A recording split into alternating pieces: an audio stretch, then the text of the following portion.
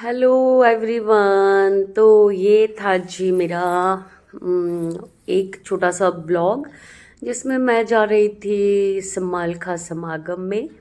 और हमारा जो है वो 78वां 78th समागम था। और ये हम रात को 9 बजे निकले, फिर रात को 2-2:30 बजे हम यहाँ पर रुके। हमने यहाँ पर चाय पी। और ये जो आप बेड देख रहे हो, ये शो ऑफ के लिए जस्ट रखा गया था, लेकिन हमने इस पे यहाँ पे बैठ के फोटोग्राफ्स खिंचवाई, बहुत मस्ती करी, चाय पानी पिया हमने यहाँ पे। और फिर हम फिर से अपनी गाड़ी में बैठ के चलने लगे। तो रात को हम इसलिए गए थे क्योंकि कुछ महापुरुष जो थे हमारे साथ वो दिन में बिज़ी थे, तो फिर हमने रात का इस समय सही लगा। तो ये पहुंच गए थे हम समालखा। और ये हुई थी हमारी जो समालखा में ग्राउंड है, इधर लाइटिंग हुई है बहुत अच्छी। ये देखिए निरंकारी समागम लिखा है यहाँ पे।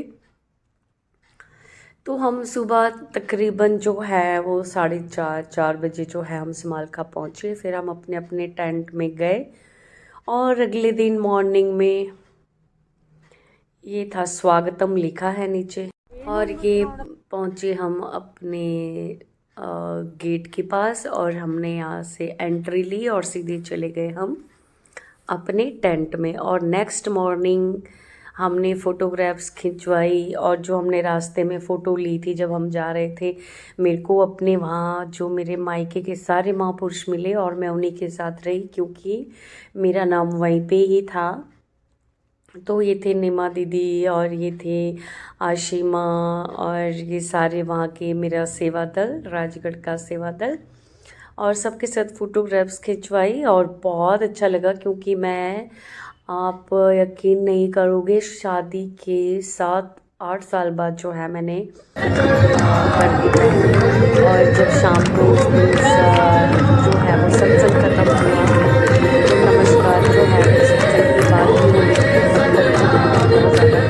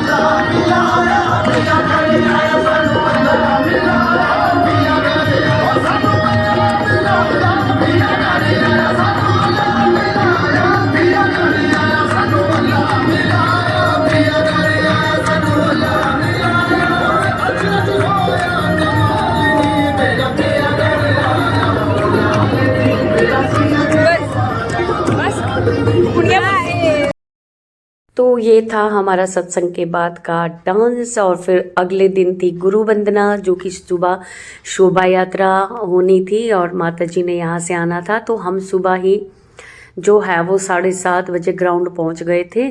और यहाँ पर माता जी आए और सबने जी जी भर के दर्शन किए माता जी के। और भाई उसके बाद जब ये हमारा जो है शोभा यात्रा जो है वो जैसे ही माता जी आए, तो हमने अपने अपने फ़ोन जो है वो पॉकेट में रख लिए थे क्योंकि हम बिना इजाज़त के हम ऐसे नहीं दिखा सकते थे।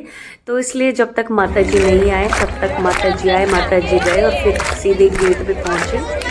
तो यहाँ पर भी हमने बहुत इन्जॉय किया।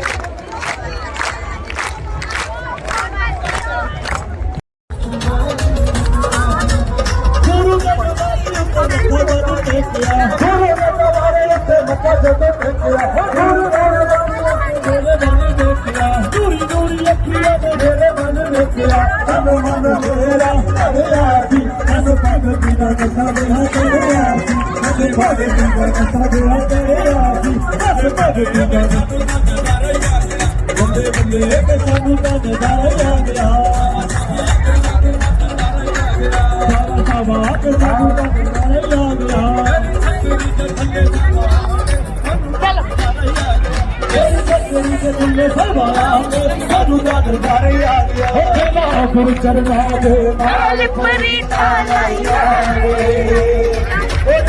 गुरु चरणा दे माल परी वो फिर चल जवानी खुशियां आर्मी वाले